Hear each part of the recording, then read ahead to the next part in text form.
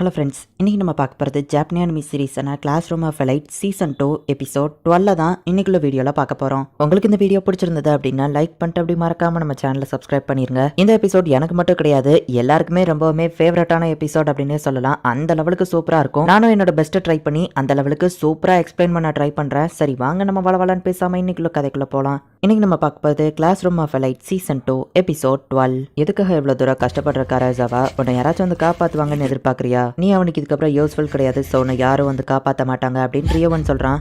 அந்த master மைண்டோட name என்னன்னு எனக்கு சொல்லு அப்படின்னு ரியோவன் அவளை அடிக்கவும் சீக்கிரம் இதை மூடி அப்படின்னு கூட இருக்கிறவா சொல்றா. எனக்கு ஒரு விஷயம் தான் புரியல காராஜாவா. ஷிப்ல நீ ஹிராட்டாவை தான் மீட் பண்றதுக்காக போனேன், பட் மானபேவும் அவளோட ஃப்ரெண்ட்ஸும் தான் அந்த இடத்துக்கு வந்தாங்க. ஏன் அப்படி நடந்ததுன்னு உனக்கு தெரியுமா? அந்த மாஸ்டர் மைண்ட் தான் இது எல்லாத்தையுமே பிளான் பண்ணியிருக்கான். ஒன்னு அவனோட டூலா மாத்துறதுக்கு அவன் தான் இது எல்லாத்தையும் பிளான் பண்ணியிருக்கான் அப்படின்னு அவன் சொல்லவோ, இல்ல இது உண்மை இல்ல அப்படின்னு சொல்லி காராஜாவா நினைக்கிறா.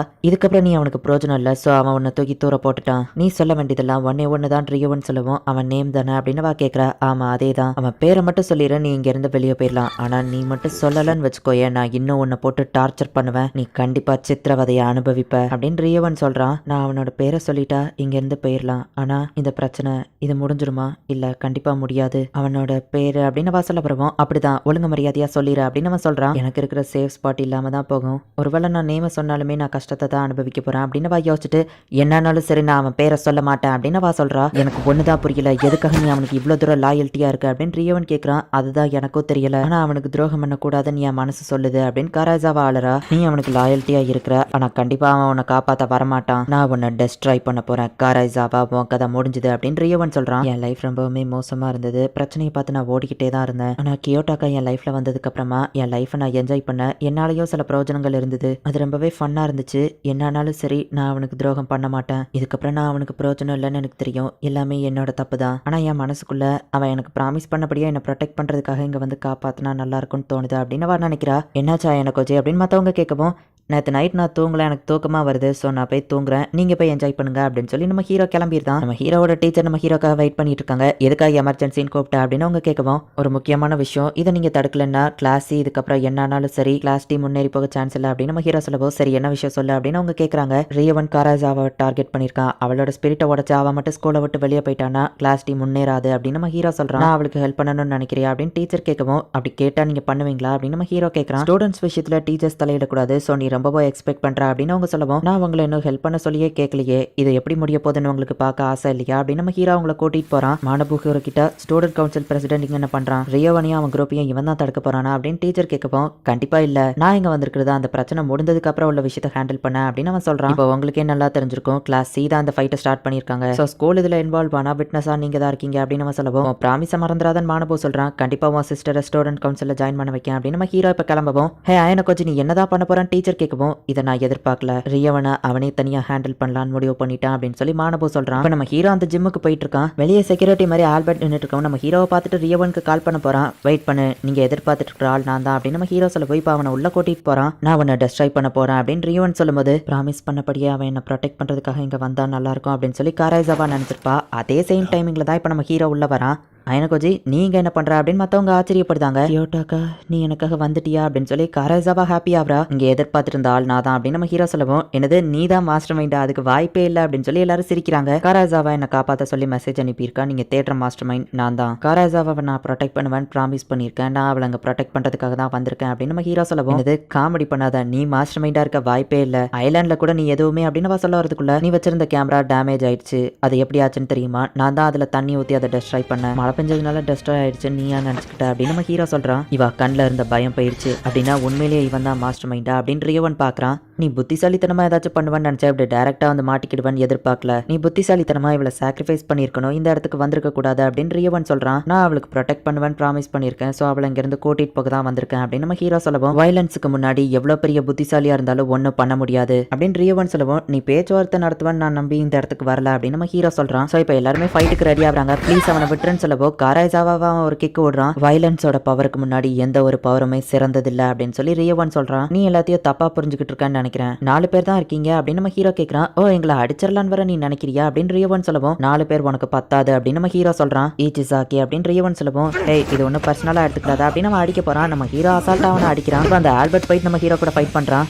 ஹே ஆல்பர்ட் சீரியஸா ஃபைட் பண்ணி இதுல தோத்து போனா அவ்வளவுதான் அப்படின்னு சொல்லி ரியவன் கூட இருக்கவா சொல்றா. பட் நம்ம ஹீரோ வேற லெவல்ல ஃபைட் பண்றத பார்த்து எப்பவுமே இவன் இவ்வளவு ஸ்ட்ராங்கா தான் இருந்திருக்கானா அப்படின்னு சொல்லி காரேசாவா பாக்குறா. இப்போ ஃபர்ஸ்ட் அடி வாங்கினவன் அடிக்க ஓடி வரவும் நம்ம ஹீரோ அவனையும் அடிச்சு போட்டு ஆல்பர்ட்டையும் அடிச்சு போடுதான். நான் உன்னை குறைச்சி எடை போட்டுட்டேன், பரவாயில்ல உன்கிட்ட கொஞ்சம் திறமை இருக்கு அப்படின்னு ரியவன் சொல்லவும், நீ எல்லாத்தையுமே தப்பா தான் எடை போட்டிருக்க. மாஸ்டர் மைண்டோட ஐடென்டிட்டி உனக்கு தெரியக்கூடாது, நான் உன்கிட்ட இருந்து ஒளிஞ்சிருக்கேன்னு தான் நீ நினைச்சிட்டு இருக்க. ஆனா நீ மாஸ்டர் மைண்டை கண்டுபிடிக்கணும்னு நினைப்ப, வயலன்ஸை யூஸ் பண்ணுவ, இது எல்லாமே என்னோட பிளான் தான் அப்படின்னு நம்ம ஹீரோ சொல்லவும், உன்னோட பிளான் படி தான் நாங்க நடந்துகிட்டு இருக்கோம்னு சொல்ல வரியா, இதுக்கு வாய்ப்பே இல்லைன்னு ரியவன் சொல்றான். என்னை பொறுத்தளவு நீங்க 2 பேருமே முட்டாள் தான் அப்படின்னு சொல்லி ரியவன் கூட இருக்கவா ஃபைட் பண்றா. நம்ம ஹீரோவோட ஒரே அட்டாக் தான் மயங்க வச்சு இப்ப கீழே படுக்க வச்சிருந்தான். எல்லாத்தையுமே பார்த்து கூட நீ இன்னும் காமா இருக்கிறத பார்த்து நான் இம்ப்ரெஸ் ஆகிறேன் அப்படின்னு நம்ம ஹீரோ சொல்றான். நம்ம ஹீரோக்கும் ரியவனுக்கும் ஃபைட் நடக்குது. நீ அந்த அளவு ஒன்று மோசம் இல்லை நம்ம ஹீரோ சொல்லவும், உனக்கு என்ன பத்தி தெரியாது, பயம்னா என்ன நான் இன்னைக்கு உனக்கு காட்டுறேன் அப்படின்னு சொல்லி இப்ப ரியவன் வந்து நம்ம ஹீரோவை அட்டாக் பண்றான். இவன் மார்ஷல் ஆர்ட்ஸ் எதையுமே யூஸ் பண்ணல, இவனோட ஓன் யூனிக் ஃபைட்டிங் ஸ்டைல தான் யூஸ் பண்றான். நிறைய ஃபைட்டிங் பண்ண எக்ஸ்பீரியன்ஸ் வச்சு இவன் ஃபைட் பண்றான்னு நினைக்கிறேன் அப்படின்னு நம்ம ஹீரோ மனசுக்குள்ள நினைக்கிறான். நீ இவ்வளவு சூப்பரா இருந்தா எதுக்காக மத்தவங்க முன்னாடி திறமையை காட்டலன்னு ரியவன் கேட்கவும், ஏன்னா எனக்கு அதுல இன்ட்ரெஸ்ட் இல்ல அப்படின்னு நம்ம ஹீரோ சொல்றான்.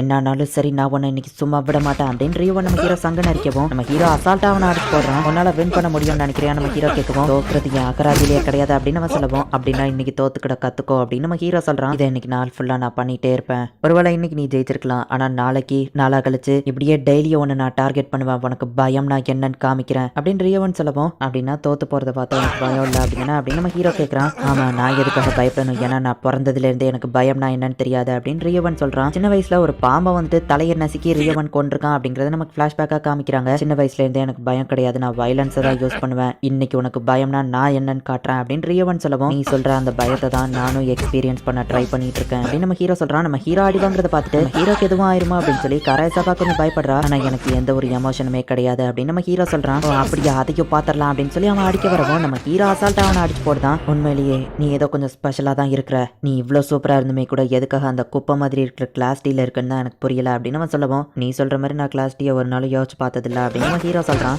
ரியவன் அட்டாக் பண்ண வரவும் நம்ம ஹீரோவனை அடிக்கிறான். அவன் வாயில இருந்து ரத்தமா வருது, இதோட முடிச்சுக்கிடலாம்னு நினைக்கிறேன் அப்படின்னு நம்ம ஹீரோ சொல்றான். பட் ரியவன் இன்னும் ஃபைட் பண்ணவும் நம்ம ஹீரோ இப்ப அவன் கீழே படுக்க போட்டு அடி அடின்னு அடிக்கிறான். என்ன பயப்பட மாட்டேன்னு சொன்னா இப்ப பயம்னா உனக்கு தெரிஞ்சுதா அப்படின்னு நம்ம ஹீரோ கேட்கவும், இல்ல நான் இன்னும் பயப்படல, நான் உன்னை சும்மா விட மாட்டேன் அப்படின்னு ரியவன் சொல்லவும், இப்ப நம்ம ஹீரோ அவன் கையை பிடிச்சிட்டு மூஞ்சிலேயே அடி அடின்னு அடிக்கிறான். என்னன்னாலும் நான் உன்னை சும்மா விட மாட்டேன், எனக்கு பயம்னா என்னன்னு தெரியாது, நீ இப்ப எப்படி ஃபீல் பண்றா எனக்கு வச்சு சொல்லு, நான் தெரிஞ்சுக்கிடணும் அப்படின்னு அவன் அடி வாங்கிக்கிட்டே இப்ப பேசிட்டு இருக்கான். நீ என்ன சொல்றன்னு எனக்கு புரியல, நீ சொல்ற அந்த எமோஷன்ஸ் அது எதையுமே நான் இது நாள் வரைக்கும் ஃபீல் பண்ணது கிடையாது அப்படின்னு நம்ம ஹீரோ திரும்ப போட்டு அவனை அடி அடின்னு அடிக்கிறான். அவன் மூஞ்சில இருந்து நிறைய ரத்தம் போது, நம்ம ஹீரோ கை ஃபுல்லா ரத்தமா ஆகுது. இப்போ உனக்கு புரிஞ்சிருக்கும்னு நினைக்கிறேன், உன்னாலையும் பயத்தை எக்ஸ்பீரியன்ஸ் பண்ண முடியும்னு அப்படின்னு சொல்லி கடைசியா நம்ம ஹீரோவை மண்டையில அடிக்கிறான். இப்ப ரியவன் அப்படியே வாங்கிருந்தான். இப்போ இவனுக்கு புரிஞ்சிருக்கும்னு நினைக்கிறேன் அப்படின்னு சொல்லிட்டு இப்ப நம்ம ஹீரோ, சாரி என்ன மன்னிச்சு நான் லேட்டா வந்ததுக்கு அப்படின்னு நம்ம ஹீரோ அவனோட ஷர்ட்டை கழட்டி காராசாவாக்கு போத்தி விடுறான். நான் உன்னை யூஸ் பண்ணிக்கிட்டு தானே செஞ்சேன், எதுக்காக நீ என் பேரை அவங்க கிட்ட சொல்லல அப்படின்னு நம்ம ஹீரோ கேட்கவும், உனக்காக ஒன்றும் இல்லை, நான் எனக்காக தான் சொல்லல, எனக்கு எவ்வளவு பயமா இருந்துச்சு தெரியுமா அப்படின்னு சொல்லி இப்போ அவ அழறா. என்ன மன்னிச்சிரு,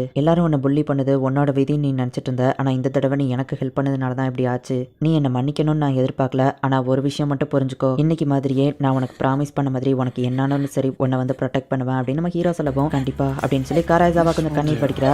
இந்த பிளான் ஒர்க் அவுட் ஆகும்னு நினைக்கிறேன் அப்படின்னு நம்ம ஹீரோ மனசுக்குள்ள நினைக்கிறான். இந்த இடத்துலயே இந்த எபிசோட் முடியுது. ஸோ காராசாவாவை அக்கறையில வந்துட்டு நம்ம ஹீரோ ஒன்னும் காப்பாத்தல, அவளால இன்னும் ஏதோ காரியம் ஆக வேண்டியது இருக்கு. ஸோ அவளை யூஸ் பண்றதுக்காக தான் நம்ம ஹீரோ இதை எல்லாத்தையுமே பண்ணியிருக்கான். காராசாவா சீசன் 2 ஃபுல்லாவே ஒரு மெயின் ரோல் பிளே பண்ணியிருந்தாலுமே கூட அவ ஹீரோயின் கிடையாது, இந்த விஷயத்த நல்லாவே தெரிஞ்சுக்கோங்க. அண்ட் நம்ம ஹீரோ ஃபைட் பண்ண அந்த சீன் ஃபர்ஸ்ட் டைமா நம்ம ஹீரோ அவனோட திறமையை காமிச்சிருப்பான். வேற லெவல் ஹைப்பான சீன் அது. நீங்களும் அதை என்ஜாய் பண்ணீங்களா அப்படிங்கறத முடிஞ்சா கமெண்ட்ல சொல்லுங்க. அண்ட் உங்களுக்கு இந்த வீடியோ பிடிச்சிருந்தது அப்படின்னா லைக் பண்ணிட்டு அப்படியே மறக்காம நம்ம சேனலை சப்ஸ்கிரைப் பண்ணிருங்க. தேங்க்யூ ஃபார் வாட்சிங். பாய் கைஸ், நெக்ஸ்ட் எபிசோட்ல மீட் பண்ணலாம்.